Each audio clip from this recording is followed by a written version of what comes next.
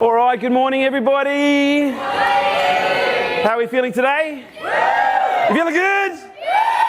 Who's got a little bit of a headache? Hey, Eric? Apparently, the lifeguard found your shoes on the beach at 4 a.m. this morning, mate. So resus was made, but unfortunately they couldn't save them, so I apologise. But guys, big day yesterday. Who feels good about yesterday? Yeah? Great day. Who's like fucking relieved? Like, wow, okay, no one died. Yeah, okay. No one got crucified. And yeah, look, it's important for you guys to understand. That's not what planning is about. Like, it's not about, cutting people down. It's about building people up. And sometimes the way that we need to build ourselves up is take ourselves apart to look inside and look at the things that need to be developed and look at the things that need to grow. But today what I wanted to do is I want to start the conversation because obviously our goal at a leadership level is to give birth to some new leaders this weekend. I'm going to keep saying this weekend because it's just fucking inherently ingrained in what it is that we do. And so I wanted to have a bit of a chat with you guys this morning about what that looks like, because who here is interested to become more persuasive as a leader? What do you think is one of the key aspects of leadership? Listen. Pardon? Listen, influence, trust, demonstration. No wrong answers. Consciousness. Sorry? Humility, yeah, absolutely. Leading by example, okay. I'm going to frame it, there's two things that are fundamentally really important when it comes to your leadership journey. The first thing is becoming conscious. And this is how I start every conversation when it comes to development. You've got to have a level of awareness around what needs to change if you want things to change. Because if you're not aware of what you're doing, then you're just going to keep doing what happens naturally. And for me, the goal is how do we actually build leaders where the behaviours actually become autonomous? And so what you've got to understand, leadership is a game of visibility. And in order for you to lead, whether it be at a one-to-one level or more importantly at a scale level, you've got to understand the importance of visibility. And first and foremost, you've got to become conscious of how visible you are right now. And the cool thing is, every single one of you, you're visible in your own way, but my question to you is, are you visible for the right reasons? Now, there's no one in this organisation that is visible for the wrong reasons, but my question is really directing you to self-audit and look at yourself and go, okay, what aspects of myself, when they're on display, are actually really positive from a leadership perspective? Because when we think about what leadership is, what is the goal of leadership? And I don't want this to be the whole rote, to build more leaders. Like, when you think about leadership as a function, what is the goal of leadership? To lead, so that what? People follow. So the goal is, how do we actually get people to follow us? Okay, so we've got to have high levels of visibility, but we also need something else.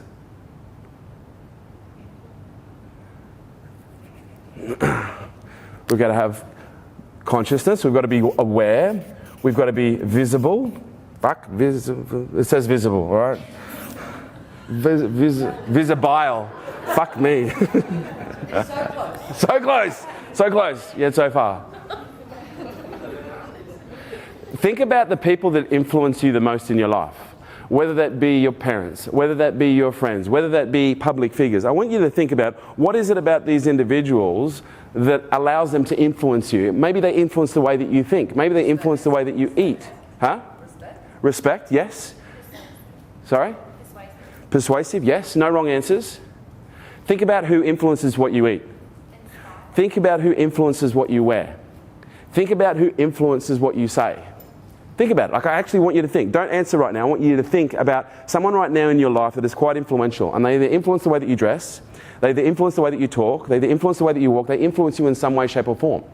But what is it about their leadership, what is it about their influence that makes you want to follow? Because on some level, you wouldn't follow them unless you trusted that they were leading you in the right direction. Okay? So leadership is actually about safety. Okay, and understanding that in order to lead at a very high level, first of all, you've got to be conscious of the visible traits that you're demonstrating. Okay, but you've also got to understand, in order to create real leadership, I'm not talking about dictatorship, I'm not talking about domination, I'm not talking about management, I'm talking about how do you create a willingness in people where they actually want to follow you, not because you tell them that you want them to follow you, they're like, fuck, I want to follow you because there's something about you that just lights me up. And in order to do that, we need trust. We need to build trust with everyone around us. And how do we build trust? How do you create trust with someone? Respect is a great place to start. Demonstrating vulnerability. What else? Okay, let's look at this from a primal perspective. You've just given birth to a little baby boy or a little baby girl, okay? And some of you are like, okay, maybe this is the wrong demographic for this, but Lou, you're in my demo. Who here at some point wants to have kids? Okay.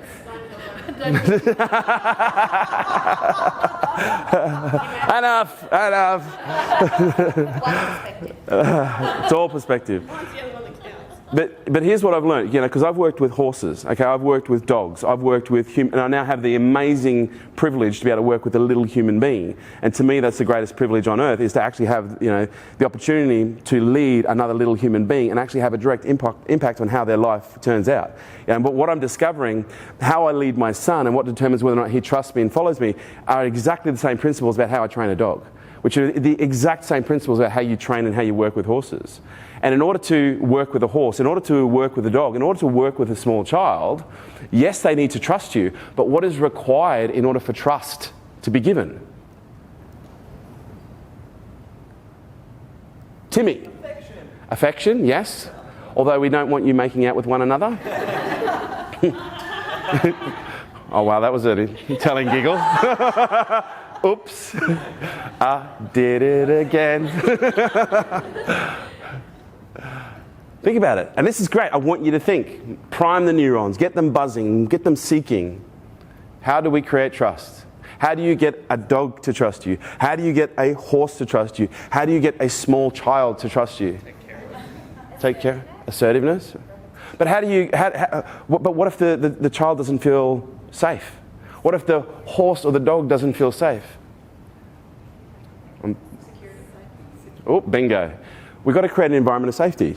Okay, you've got to create an environment where people feel safe. Because if they feel safe, then they actually trust you. The highest form of trust is when someone can come to you and they can actually share anything with you. And that, to me, is one of the most important aspects of leadership, is when you have this safe place. And to me, safety is sacred. It's this energy, it's this force that we create where people feel comfortable to be able to come to you and share the things that are going on for them. Because to me, leadership is, the smallest aspect of leadership is actually telling people what to do. The biggest aspect of leadership is building relationships to a point where people actually buy into what it is that you're trying to do. They're buying into the directions that you give them. And when we look at leadership from an influence perspective, I've identified that there's 3 levels of influence, okay? And in order for you to influence, whether it be a small child, a dog, or anyone in this team, you've got to understand these factors come into play. But when you look at it from an influence perspective, what do you think is the first level of influence? From a leadership perspective, or just in any perspective, how are we as human beings most influenced?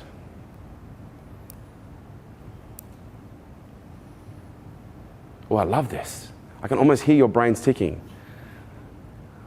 Some of them are ticking in like shots of Baileys. Timmy? I don't know, I go to like a concept, and I would say like visibility, like we just kind of copy behavior. We are social animals, right? And so one of the most powerful forms of influence, being social animals, is social proof. And social proof is when we're unsure of what to do, as human beings, what do? We look to the pack. We look to the herd and we go, well, what's the herd doing? I'm not sure what to do, so I'm going to look at everybody else. So the first level of influence as leaders is understanding what you demonstrate influences, how you show up. Because you're visible right now, okay, whether you realize it or not, but my question to you is, what are you demonstrating with that visibility? Okay, does your demonstration in the area of health make people go, wow, I really love the fact that Tyson works out, twice a week, and he's always really eating really healthy, and he's really fit. And that's inspiring. I want to be just like Tyson, right? Who here has been inspired by someone within this organization based on either their work ethic, their health ethic, or something? See, this is exactly what I'm talking about. What you demonstrate has the power to influence people at a tremendously high level. But the question is are you conscious of what you're demonstrating, or are you just showing up? See, our goal with leadership is to understand, how do we get to the point where this is autonomous? And by autonomous, I mean habitual. And in order to get to a habitual place, first thing, we've got to bring consciousness into the equation. We've got to bring awareness into the conversation. But we've got to bring a high level of consciousness and a high level of awareness to, okay, how do I show up every day? When people ask me, how am I? What do I say? And when I'm working, do I work at a level, okay, do I produce at a level, do I provide an ROI at a level where people look at me and go, fucking wow, that girl, that guy, they're amazing. What is it about them that enables them to do that? Because who's been wowed by someone whose work ethic in this organization, where you look and go, wow, that's an incredible work ethic. And who's actually not only been wowed by them, but gone, wow, I'd like to be just like that person. That's leadership. Leadership is setting an example that people actually want to follow, not because you fucking tell them to, because they actually are inspired by you. Okay? And the way that you become inspired, the way that we connect, okay, is by by consciously and visibly creating an environment which is safe for people to express and connect, but at the level when they see what it is that you do, they trust what you're doing is the right thing. Does this make sense? Because it's one thing, you wouldn't be inspired to follow someone's example if you didn't trust them. Okay, it doesn't matter how strong their work ethic is, because there might be someone that you look at and you go, man, their work ethic is really hard, but there's something about this person that just doesn't feel right. Has anyone ever been in that scenario before, okay, where you know someone that works really, really hard, okay, but there's something about them that just doesn't gel, and as a result, you're not inspired by them. Every time they come around, you're a little bit fucking cautious, okay? Who's experienced that? And I'm not talking in this organisation necessarily, I'm just talking about in life at large. Trust is an incredibly important factor, and the way that we build trust, the way that we build relationships is by creating safe spaces, okay, and producing, creating and producing environments of vulnerability where people feel safe, okay, to open up and feel safe to connect with you. Because when we look at the second level of influence, who wants to take a guess at what the second level of influence is?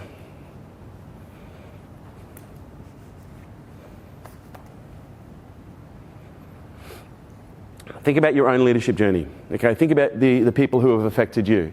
What is it that has perhaps had, what are some of the things that have had perhaps some of the most significant impacts on your life when it comes to an influence perspective by people who you know, who you've connected with, who have influenced you?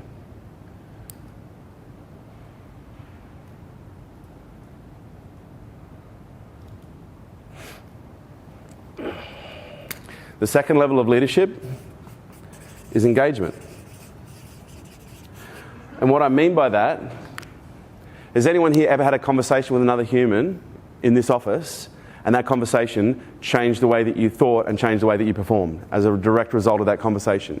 You see, it's one thing to be able to influence people through your demonstration, but it's another thing completely to be able to influence someone through a conversation one-on-one, okay? Some people have great external leadership skills from the perspective of they work really hard, they have an incredible work ethic, they're strongly aligned with the culture, but they haven't developed the skills one-on-one when they see someone in trouble to be able to sit down with them and go, hey, what's going on? Is everything okay? Tell me what's going on. Maybe I can give you some perspective and some advice. You see, the goal of leadership is to not be reactive, it's to be responsive.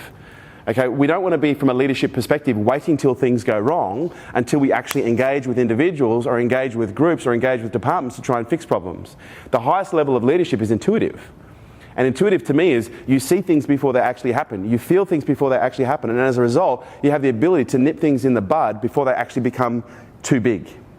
And as leaders, what I can tell you right now, one of the things you'll find as you progress in your leadership journey, it almost becomes like a firefighting exercise. Leaders typically going from one problem to the next problem to the next problem to the next problem.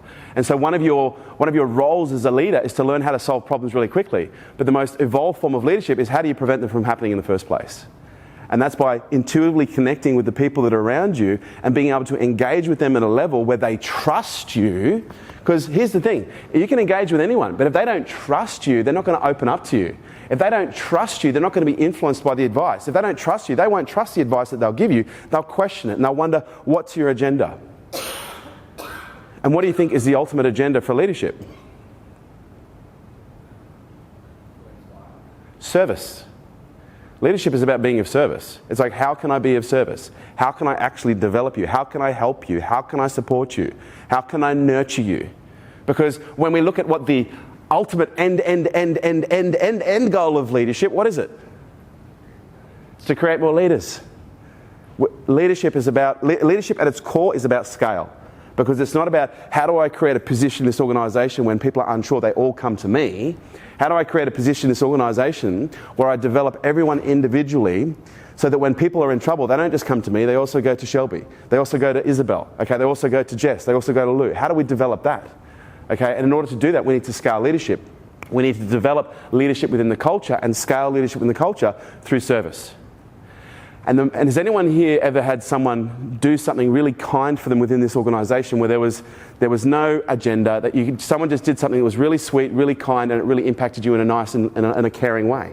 And see, that's testament to the culture and the strength of the culture, but it's a testament to the strength of the natural leaders that we select, that we bring into the organisation in the first place.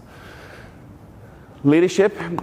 Influential leadership is about setting the right example, demonstrating the behaviours that you want to see in others. But it's also about knowing how to have conversations that count, knowing how to have open and honest conversations, not just for the sake of being heard and not just for the sake of speaking, but actually being able to influence people by being of service to a better outcome. Does this make sense? Are you guys with me on this? Okay.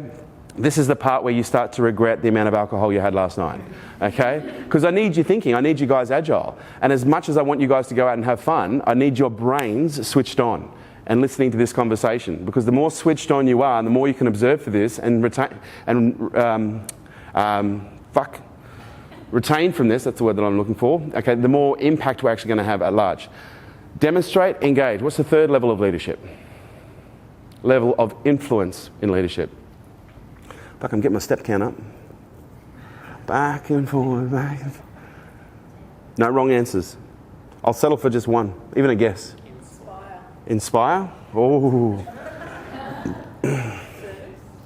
Service, what else? Guidance, what else? Pardon?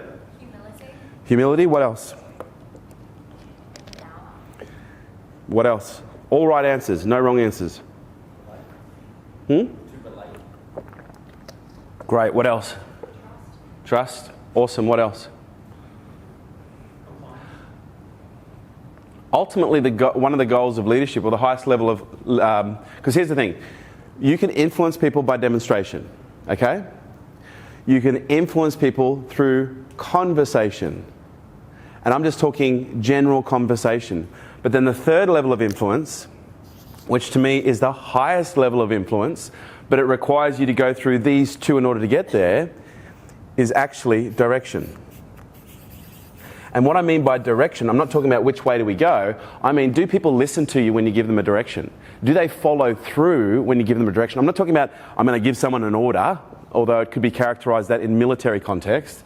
I'm not trying to give someone a command, although it could be characterized in that respect from a management perspective. I'm talking about how do I actually give people, okay, individual, you, one-on-one, group. How do I actually become influential at a group level through the directions that I actually give? How do I enroll people at a group level to actually trust me enough so that when I give them a direction, they actually follow through on it? And they don't sit there going, well, why do we have to do this? Why do we always do this? Why can't we find a better way to do things?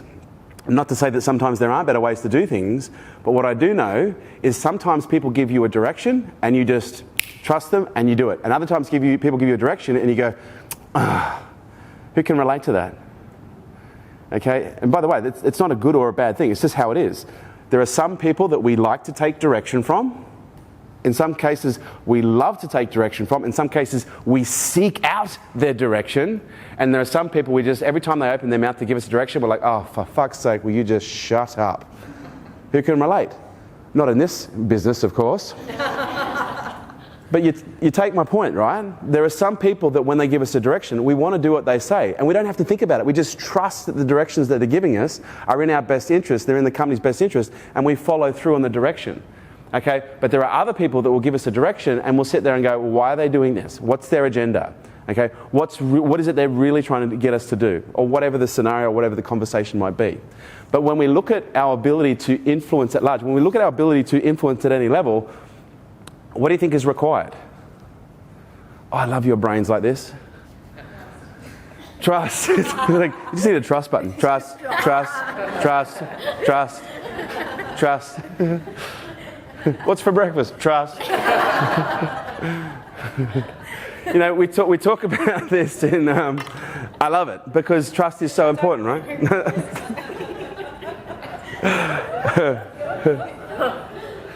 Who's ever seen, stay with me guys, who's ever seen the sales matrix in action, like a live sales matrix? Okay, when you see that, like what's the first word that pops into your mind when you see that? Connection. For me, it's powerful. What else? Tension. What else? Real. Sorry? Understanding. Just Real. So when we look at the sales matrix, who's seen it and gone, wow, that's a powerful process? Like, who's seen enough to go, wow, it's a powerful process? Not just as a sales process, as a coaching process, as a relationship process. It's powerful across the board. It has so many different applications, it's not funny. But when we look at the principles of the sales matrix, okay, there are 7 principles that we follow, okay, when we go in to use the matrix, whether it be in a coaching scenario or in a sales scenario. What's principle number 1?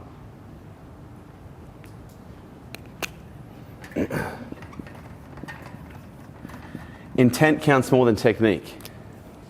You see, what you've got to understand from a leadership level, leadership is sales. It's about how do I sell myself to behave in a particular way? How do I develop the skills to sell one-on-one to get people to behave? And how do I then sell in a group fashion? Does this make sense? How do I sell myself? How do I sell one person? And how do I sell groups? But in order to influence at large, we need to have our intent in the right place, because if our intent isn't in the right place, people aren't going to trust us. And I'll tell you right now, people will feel you before they hear you. I'll say that again. People will feel you before they hear you. And we've all got experience on this. You know, we've all got experience of we've been in a situation, a scenario, a party, a barbecue, a circumstance where someone's walked in the room and we've gone, ooh, there's something about this person I don't like. And then they open their mouth and we go, I fucking knew it. Who's ever had that experience before? Okay, so you're all psychic. Okay, and whether we call it, you know, intuition, gut instinct, psychic ability, clairvoyance, look, to me, I'm not attached to labels, but what I do understand is we all have this innate ability to be able to intuit information from our environment, and our ability to do that really is determined by how noisy our head is. And the quieter our head is, the more intuitive we are with our environment. And this is the thing. Sometimes people will feel you and go, okay, I can feel their intent is not in the right place. And sometimes people will feel you and go, something just don't feel right, love. You know what I mean? Your ability to intuit the intent of the individual will come down to how quiet and how conscious your mind is. Okay? And at a heightened level of consciousness, oftentimes you can actually interpret people's intent, okay, before they're even aware of it themselves. Who likes the idea of that? Okay? That is potent. So intent has to be what? What is our intent? Genuine. Our intent is to serve. Trust. Our intent is to serve.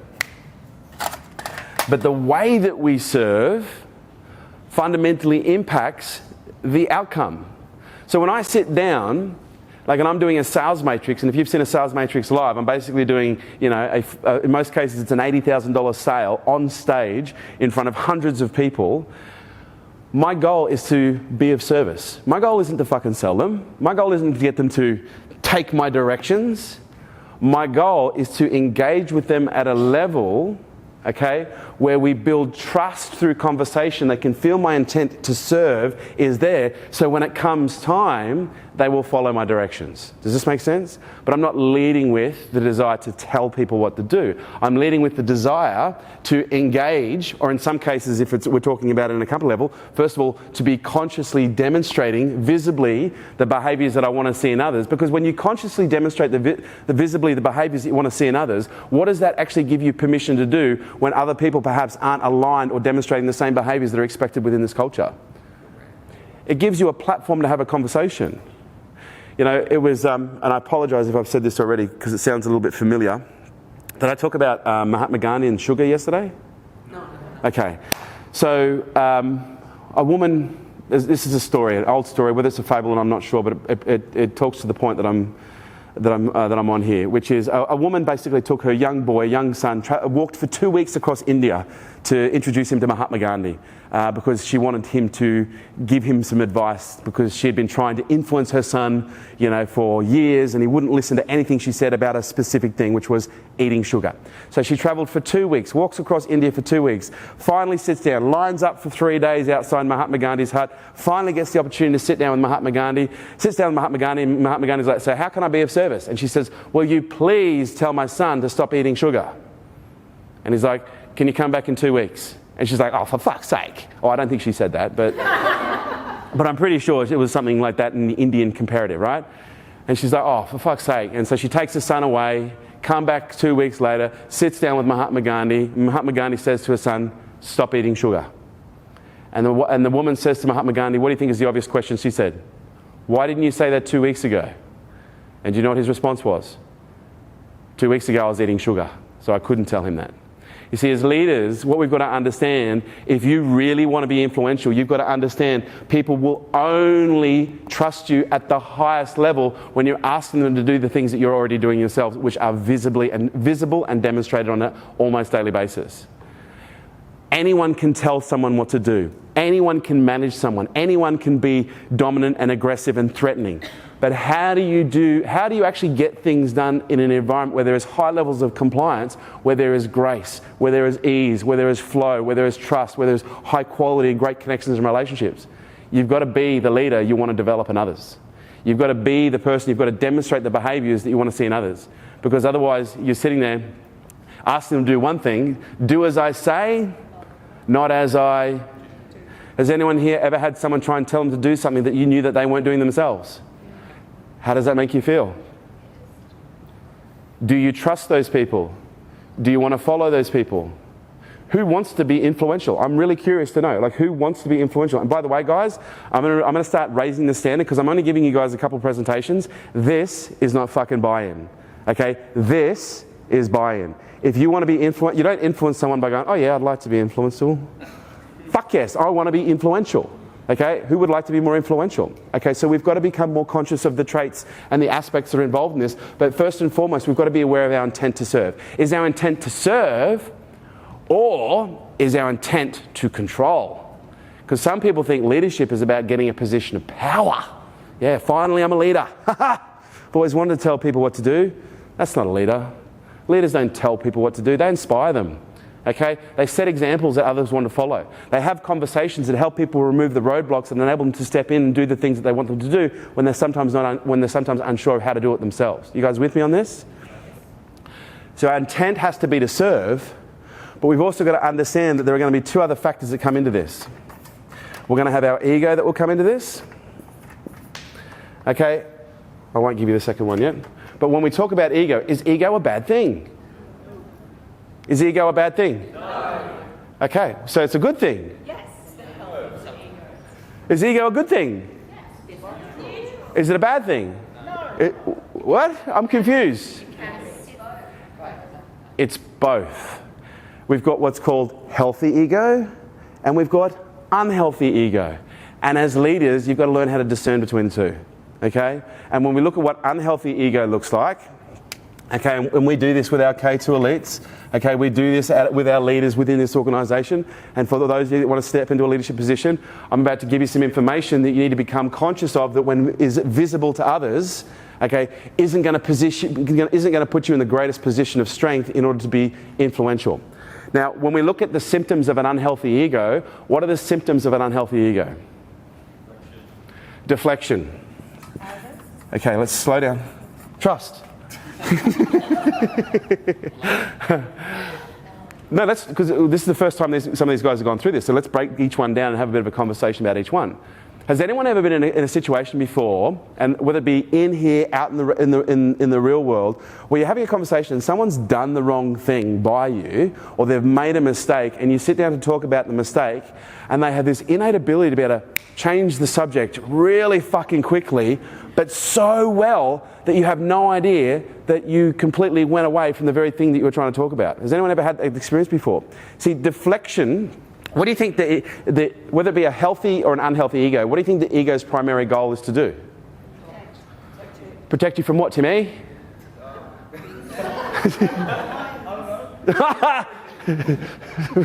From the boogeyman? Boy in the back. Protection. Yes, but we can actually characterize it at a high level. Your ego is trying to protect you from pain. And so oftentimes the reason that people in some cases don't accept responsibility, or they try and move away from certain conversations, or they deflect from conversations, because that conversation is making them feel uncomfortable. Okay? And when people feel uncomfortable, what do they start to feel? Threatened, because it brings up people's stuff.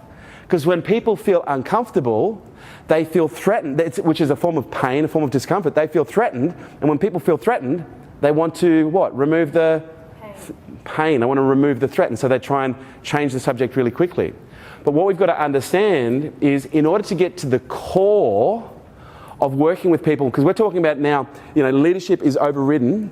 The greatest book on leadership that was ever written was called Extreme Ownership by Jocko Willink. If you guys have not read it, you must read it.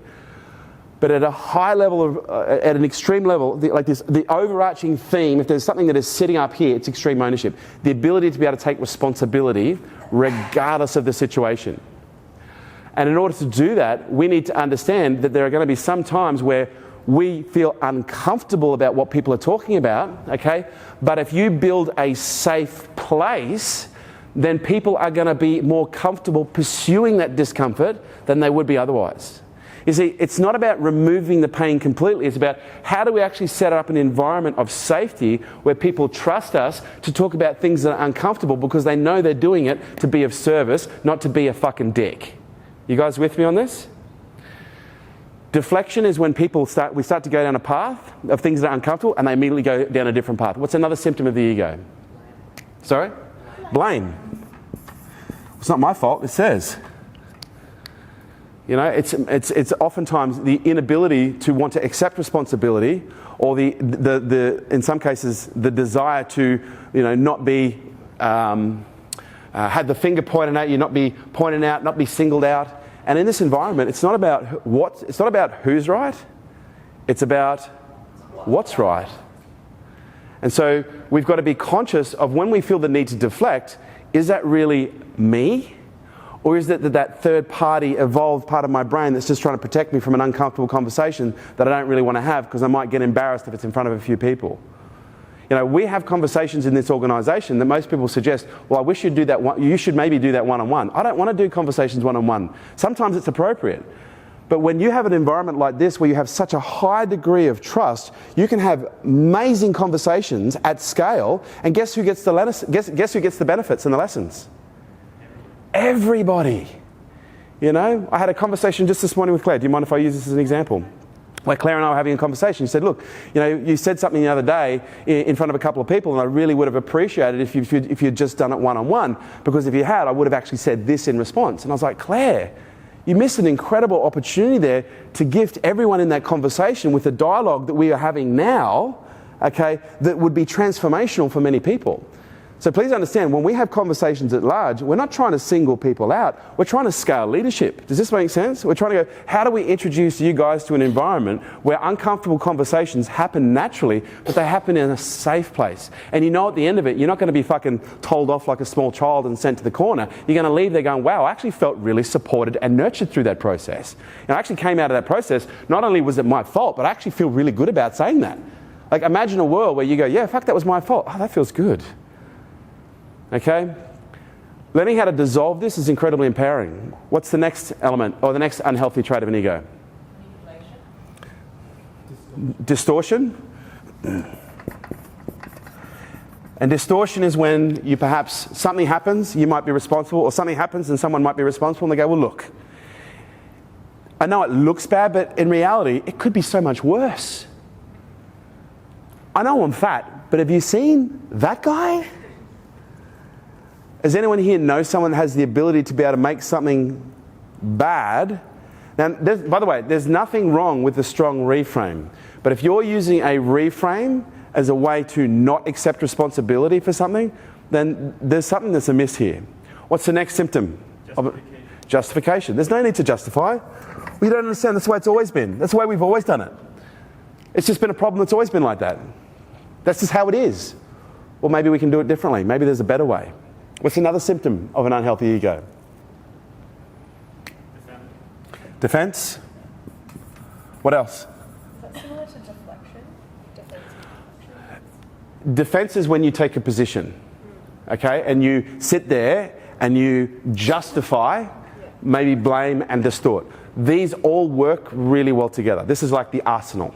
It might start with defense and it could become a deflection. You might start defending yourself and you go, well, listen, it's not really my fault, but imagine, what about last time when Claire? Remember when Claire made a big mistake? Why are we focusing on me? Let's talk about Claire's big mistake.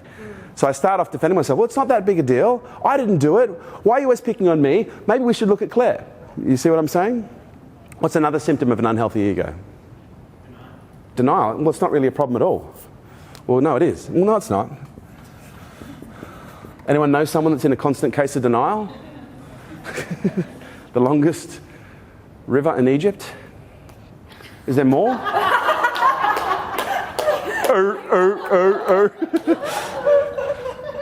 What's another symptom of an unhealthy ego? I don't know about the word, this is the latest word, but when I think of ego, I think someone that thinks they're above someone else.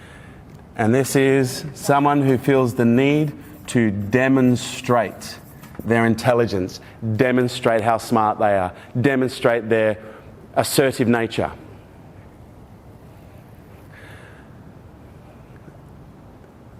These symptoms with a high level of consciousness aren't bad. They're learning opportunities. These symptoms, absent of awareness, is destructive. Okay, and it's incredibly unhealthy. Is there any other 1, 2, 3, 4, 5? Oh, last but not least, attack. Oh, and there's another one, which is judgment. This is what an unhealthy ego looks like. Now, on the flip side of that, what does a healthy ego look like? Timmy. Healthy ego is a balance of humility, okay, and vulnerability.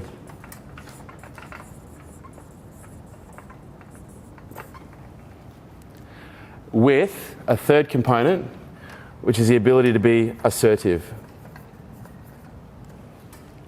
So how do we bring vulnerability, humility, and assertiveness into leadership? What does that look like?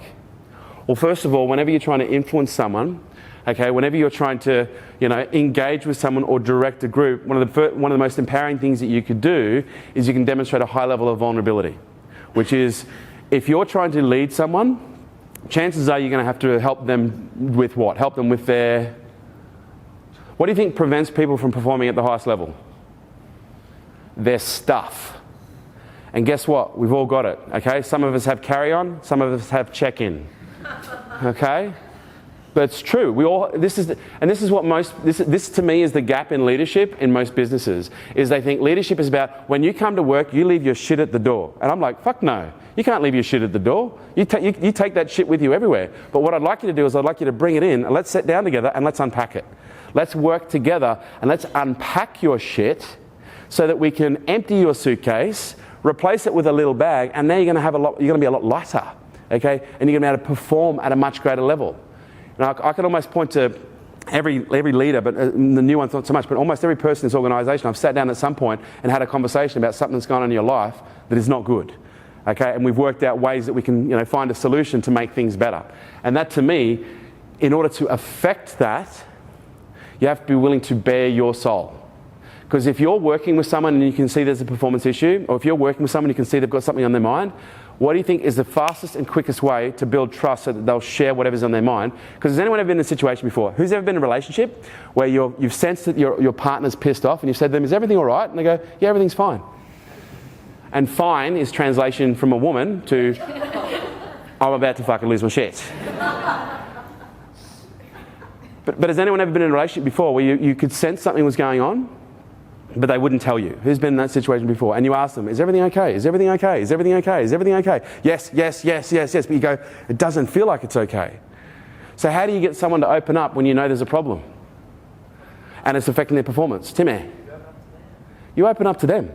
You lead. You demonstrate to them what vulnerability looks like by sharing problems that you've had that might be similar. Okay? You create a level of vulnerability which by virtue and by consequence creates a level of humility. Because humble people are willing to share not only their strengths but also their weaknesses. But it takes a level of vulnerability for you to be willing to lift yourself up, wow, that almost sounded wrong, and show the softest parts of who you are. Does this make sense? To me, that's what most people are afraid of. I honestly believe this is the next evolution of leadership. The next evolution of leadership is the people who are willing to bare their souls to others will be the ones that will be trusted the most. And the ones that have the highest level of trust will have the highest level of respect and they'll have the highest level of influence. It's then how do you direct that in a healthy way? And so my question to you is, how do you demonstrate vulnerability and humility but at the same time maintain a level of assertiveness? Because a healthy ego is still strong. A healthy ego doesn't allow people to walk all over them. A healthy ego is not just trying to protect them from pain, but it's also trying to create more, what? Pleasure. And the way that it does that is by making sure that it gets the things done that it needs to. How do we create more fulfillment? By doing the things that fulfill us. How do we become more fulfilled as a leader? By actually being effective in the way that we create change. And being able to demonstrate the way we affect change. Being able to engage with people and create change. And being able to direct people at large and create change. Sometimes the vulnerability is with yourself. Going, fuck, let me have a real strong conscious look. Let me go and fucking stand naked in the mirror on a cold day and look at the truth. Does that bring back memories, Eric? That was you who just giggled, right? Yeah, I thought so, right. But no, but like to me, one of the most important aspects of being human is having the ability to look at ourselves, see everything we love, see everything we hate, but still being accepting. Does this make sense? Learning how to accept who we are, accept what we see in the mirror. Okay? We've also got to learn how to be vulnerable one-on-one. How do I be vulnerable with people one-on-one? How can I be assertive? Okay, how can I be vulnerable with myself? Fuck, I'm getting my steps in. Okay, how can I be vulnerable with myself, but at the same time be assertive? Because who here has sometimes had to give themselves their own little kick in the ass? And go, fucking mate, you've been saying you're going to train for the last 4 weeks, you haven't. Today you're going to train. Yeah, some of you are like, yeah. But that's what's required. Sometimes in order to self-lead, yes, we've got to look at, so why haven't I been training? Or you've just been making up bullshit excuses, okay? You start to realise, whoop, there's some symptoms coming up there. Mate, you've just got to do it. Let's just get it done. And sometimes that's what's required. Sometimes we've got to do the same things one-on-one, okay? We've got to engage with people, demonstrate a level of vulnerability, okay, in order to give them a direction one-on-one. But sometimes you're going to have to do it at scale, especially if you're at a department level, okay, and you're wanting to influence your department. Okay, or at a K2 elite level, because some of you, depending on what you do, some of you are actually quite involved with K2 elites. And one of the things you need to realise is you guys, to our K2 elites, are almost celebrity in nature because you're working in the organisation. And they look at you and the opportunity you have, and I can tell you right now from the dozens of conversations that I've had, most of our K2 elites are in awe of the fact that you guys work here. And they look at you as little superheroes. Okay, and as a result, guess what that gives you? Influence. But the question is are you conscious of the visibility that you have to our K2 elites and the fact, but by virtue of the position of you working in this organisation, they trust you inherently. You don't have to earn their trust in most cases. They trust you because you're with us. You're part of the pack. You're part of the herd. So, as I said yesterday, our goal this weekend is to give birth to some new leaders. But in order to lead others, who do you need to lead first? You've got to learn how to self-lead. You've got to learn how to self-manage. This means how do you become proactive? Because as a leader, I guarantee you at some point, you're going to be dealing with people that come to you and go, well, I really want to do this, but no one's given me the opportunity. It's like, well, how do you manage that? How do you manage that? You're now the leader. Every single one of you, you're now the leader. You're now running the show. You're now the CEO. Someone comes to you and goes, oh, I really want to do this, but no one's offered me the opportunity. As a leader, how do you handle that? Pardon? You create the opportunity, which creates codependence. You teach them how to self-lead. You ask them the questions to get them to realise that the only reason this opportunity hasn't presented themselves is because they haven't asserted the scenario. They haven't asserted themselves in the situation to get what they need. See, what I don't want is I don't want to build an environment of codependence. Oh, that was a good answer. And it's the soft leadership style. Someone comes to you, oh, I'm so sorry, I really should have given this to you. My question is not one of, oh, I'm so sorry, let me take a responsibility for you not asserting yourself to tell me what it is you want. My goal is, how do I help this person understand that if you want something in life, you have to go and get it for yourself? And if you constantly sit around waiting for others to give it to you, then you're going to live a very unfulfilled life. Because you will be constantly in disappointment because people will never show up exactly the way you want them. The question is never about how do I get others to show up the way that I want them. The question is how do I get myself to show up in a way that I want, that fills me up and fulfills me. So my question to you is, do you really, and this is not, I'm not asking for an answer with this question, right now, do your behaviours really demonstrate your desire to be a leader?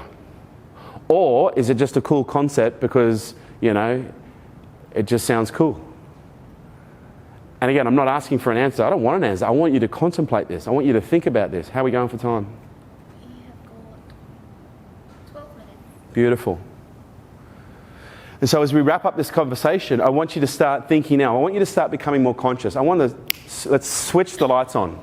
Okay? Let's start becoming conscious of our visibility, because every single one of you, I'm telling you right now, is visible. How do I know this? Okay, because I have people coming to me and telling me great things about every single one of you. Okay? There's not a person in this room whereby someone external to you within your department or someone else's department that hasn't come to me and gone, oh wow, Bianca's doing an incredible job. Oh wow, Lou's doing an incredible job. Oh wow, have you seen what Tyson's doing? Wow, did you see Lawrence? He's only been here for a day and he shaved.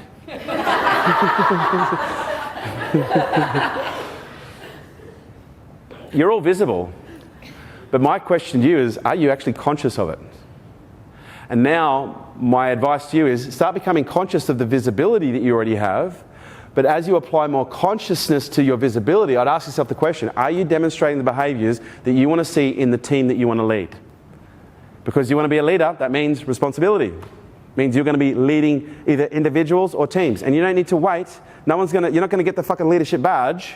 Okay? You're just going to get to a position where all of a sudden, you know, people start listening to you en masse. Lou was never given the position of social media head. It just happened organically because by virtue of the incredible work ethic that she demonstrated that was very visible to everyone else, she built massive trust with the relationships that she connects with on a almost daily basis. Okay, she has the ability to engage people, okay, and be incredibly vulnerable and humble, but also you do not piss Lou off. Because she's assertive and she stands her ground. But when you look at Lou, who's one of the strongest leaders in our organisation, that happened naturally. It was never given to her. Okay, if you guys are really super interested in leadership, I'd really strongly recommend you read a book called Reinventing Organisations by a guy called Frederick Laloux. It will be the most painful fucking read of your life. But it is basically a look at a few hundred years of evolution of human organisation. And what I mean by human organisation, it's basically looked at the last 300, 400 years of how human beings have organised themselves and how that organisation has evolved. From the cave, okay, to the village, to the city, to the state, to industrialism. Does this make sense? And it's really interesting. But what's really most fascinating when you look at the evolution of organisation is it's becoming flatter. And what I mean by that, it's becoming less hierarchical and it's becoming more flat structure. Now, what is the opportunity? What does hierarchical mean? Levels. Yeah, there's levels. Levels and layers of management. What we're doing in this organisation is we're removing the hierarchy and we're creating what's called a flat structure. And the flat structure, by virtue of it being flat, means that no one is ever going to be given the position of leadership. It's just going to naturally happen as a result of how you demonstrate, how you engage, and ultimately your ability to influence people at large. Okay? The invitation has already been given. I've invited every single one of you now multiple times. If you want to be a leader, the invitation is there. What's going to be interesting, and we see the same things within K2 Elite. I'm sure Marie will echo this. That people say, yeah, I want to be a leader, but then their behaviours don't actually back it up. Does that mean that they're a bad person? No. Yes! No, I'm kidding. No, I'm kidding. No.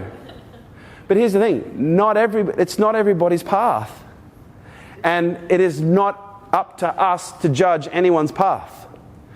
Some people are far better and far more suited to being a really strong support person. Okay, versus being a leader that is just to them like it's like literally for some people it's like a fear worse than death. But sometimes you got to taste it before you actually know. And I have no judgment. I've got zero judgment because everyone's putting their hands up. Yes, I want to be a leader. And some of you are going to have been given the invitation and you're going to step into it. And you're going to go, yeah, this kind of feels good. And some of you are going to step into it and go, you know what? This shoe doesn't really fit me. My goal is not to be a leader. My goal is to be the best fucking supporter that this company has ever seen. And by virtue of you being the best fucking supporter that you could be in this organisation, what will you naturally become? You become a leader for all the other support people. You can't escape it. You can't. We all lead. Why? Because we all have a level of visibility. The question is are you giving a healthy example, or are you giving an unhealthy example? You know, are you, what is it that Tony Robbins says? Are you an example or a warning? You know, do you set the example through these behaviours, through this, that people want to follow, that inspires others? Okay, or are you literally the warning where people look at you and go, fuck, I hope I don't end up like that. Now, I can say adamantly there's no one in this organisation that is a warning. That being said, we have made mistakes before, but we do move very swiftly when we identify them. Because sometimes it's not for us to judge straight away. Sometimes it's our responsibility as leaders to give everyone the opportunity and give everyone the chance, as long as it's not destructive to the culture or to the performance of the organisation. But what I will say right now, your leadership journey has already started. By virtue of everyone putting their hands up, okay, your leadership challenges, I can already tell you Marie is working away deviously. Okay, preparing the leadership challenges that come your way. Okay, we're going to be enrolling Lou in the process, Jess in the process, Matthias, Eric in the process, Tracy in the process. Okay, you guys are going to get some challenges that are going to be thrown your way. But what's going to be really interesting is when they come your way, what's going to be your response? Okay, is it going to be one of, oh my God, I need to find a way to protect myself? Or, you know what, I'm going to lean into this. I'm going to lean into this, and I'm going to assert myself into this situation and just see what comes out of it. Hear me when I say this, you can't fail. You either win or you learn, but you don't fail. Does this make sense? And my advice to you is fail. Often, fail frequently, fail fast. Why? Because as long as you're learning, the person who fails the most ends up being the smartest motherfucker in the room. Why do I do what I do? Because I've made more fucking mistakes than most people. Okay, why have I learned so much about human psychology? Because I've had more problems than most. But I haven't taken these problems and used them as reasons to hold me back, okay, and reasons for significance. Well, my problems are bigger than yours. I've used them to fuel me to become better, the better human being. Have a better understanding of my own psychology that I can share with other people to give them a better understanding of their own psychology so that we can actually affect change. The only reason that we are where we are, that I am where I am, that you guys are where you are, is based on the amount of failure that you've had in your life right now and how you deal with it. And this is what I'm going to leave you with. What is your relationship with failure? Is failure something to you that you deem painful? Okay, that requires some form of defense, deflection, distortion, judgment on self or judgment on others? Or is failure something that when it happens you go, wow, right, what was the benefit of this? What skills, knowledge and experience did I gain from this? How am I going to be better, sharper, faster tomorrow as a result of this failure? You know, and the most visible journey that we've had that is documented that you can watch in the social experiment is the one that I've had with Eric. When Eric first started his relationship, and you don't mind me using this? When Eric first started his relationship with failure, it's fair to say you didn't have a great relationship with failure. Because when it happened, there was self-loathing, there was self-judgment, there was self-pity. It was failure is a bad thing. Failure is not a bad thing unless you label it that way. Failure is beautiful. You look at every innovation in humanity, you look at everything you have around us right now, it's happened as a result of people making mistakes. My advice to you is make mistakes, but do it consciously and do it with a level of humility that enables you to actually become a better person from the failure, not a worse or more bitter or more jaded individual. You guys have an incredible opportunity in front of you right now. With where we're going in the next 10, 20, 30 years, the scope is massive. We're already global. We're moving into global nature. We will be after this current mission ends, we will be moving into the next phase. And you all play a major role in that. And how big a role that you want to play in that is completely up to you. It's totally up to you. The invitation is there. Now it's on to you. Thank you very much.